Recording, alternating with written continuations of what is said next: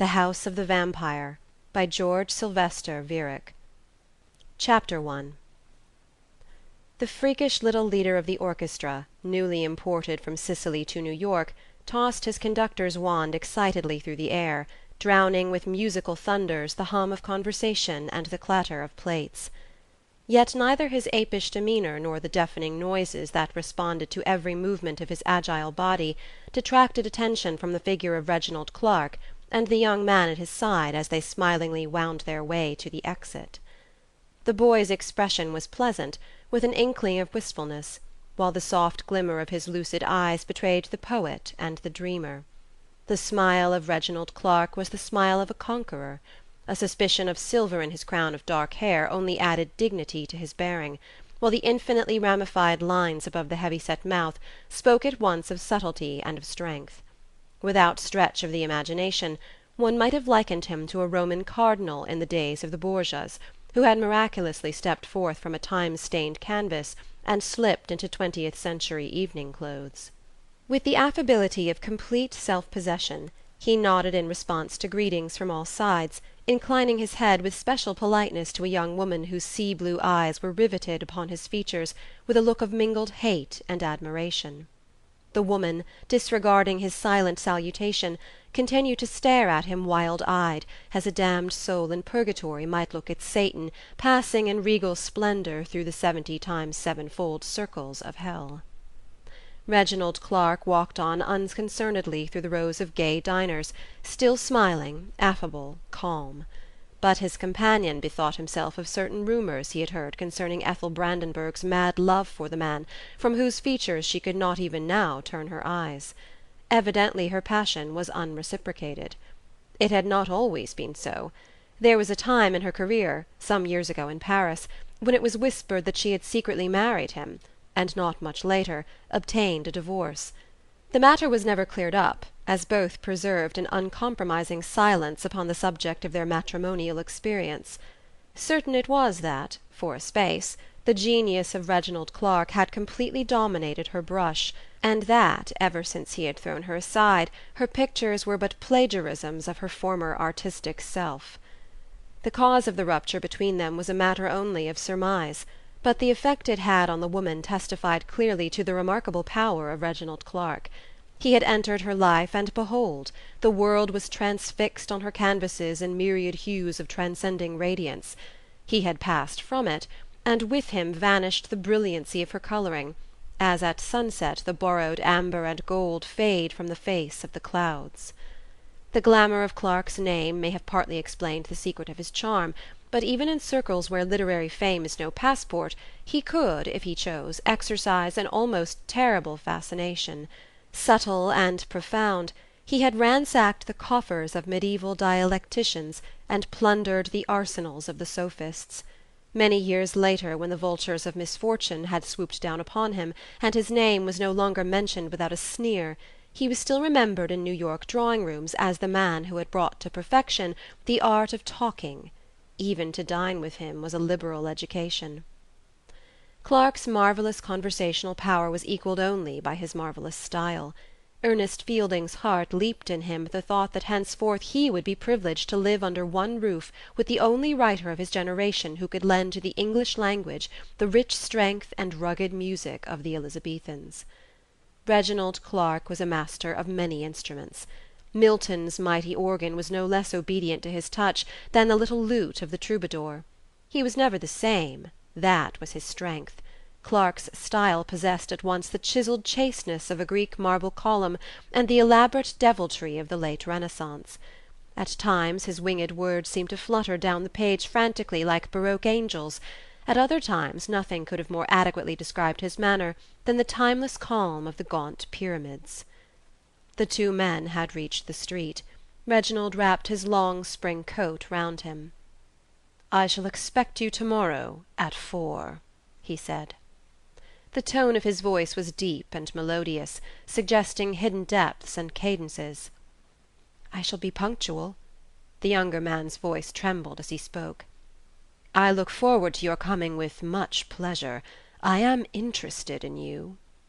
The glad blood mounted to earnest cheeks at praise from the austere lips of this arbiter of literary elegance. An almost imperceptible smile crept over the other man's features. "I am proud that my work interests you," was all the boy could say. "I think it is quite amazing. But at present," here Clarke drew out a watch set with jewels, "I am afraid I must bid you good-bye." He held Ernest's hand for a moment in a firm, genial grasp, then turned away briskly, while the boy remained standing open-mouthed.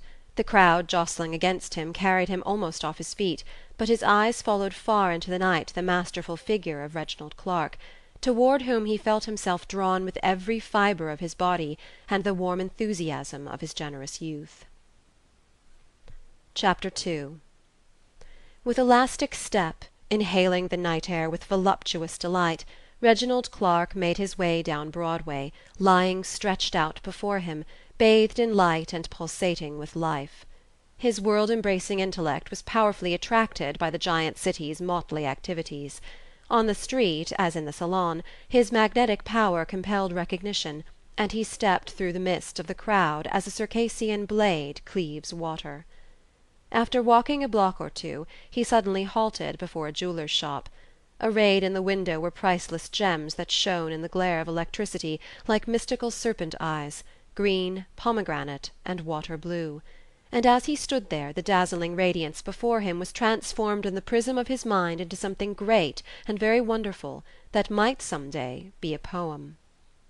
Then his attention was diverted by a small group of tiny girls dancing on the sidewalk to the husky strains of an old hurdy-gurdy.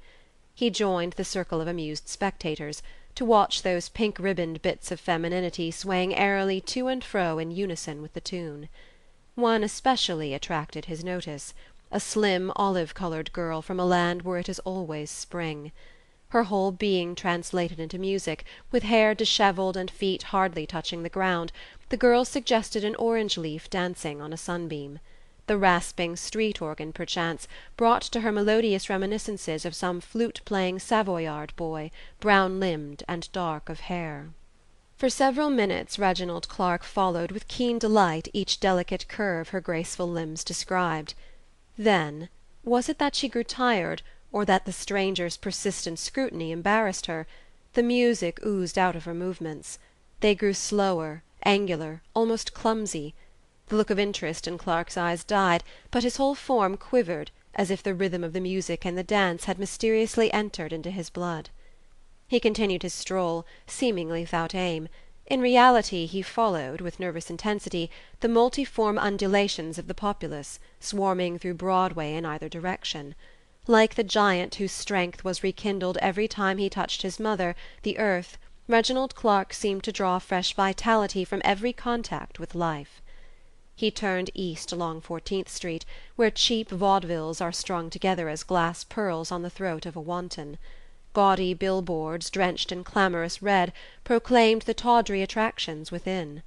Much to the surprise of the doorkeeper at a particularly evil-looking music-hall, Reginald Clarke lingered in the lobby, and finally even bought a ticket that entitled him to enter this sordid wilderness of décolleté art. Street snipes, a few working men, dilapidated sportsmen, and women whose ruined youth thick layers of powder and paint, even in this artificial light, could not restore, constituted the bulk of the audience. Reginald Clarke, apparently unconscious of the curiosity, surprise, and envy that his appearance excited, seated himself at a table near the stage, ordering from the solicitous waiter only a cocktail and a programme. The drink he left untouched, while his eyes greedily ran down the lines of the announcement. When he had found what he sought, he lit a cigar, paying no attention to the boards, but studying the audience with cursory interest until the appearance of Betsy, the hyacinth girl. When she began to sing, his mind still wandered. The words of her song were crude, but not without a certain lilt that delighted the uncultured ear, while the girl's voice was thin to the point of being unpleasant. When, however, she came to the burden of the song, Clarke's manner changed suddenly. Laying down his cigar, he listened with rapt attention, eagerly gazing at her. For as she sang the last line and tore the hyacinth blossoms from her hair, there crept into her voice a strangely poignant, pathetic little trill, that redeemed the execrable faultiness of her singing, and brought the rude audience under her spell. Clarke, too, was captivated by that tremor, the infinite sadness of which suggested the plaint of souls moaning low at night, when lust preys on creatures marked for its spoil. The singer paused. Still those luminous eyes were upon her. She grew nervous. It was only with tremendous difficulty that she reached the refrain. As she sang the opening lines of the last stanza, an inscrutable smile curled on Clarke's lips. She noticed the man's relentless gaze, and faltered.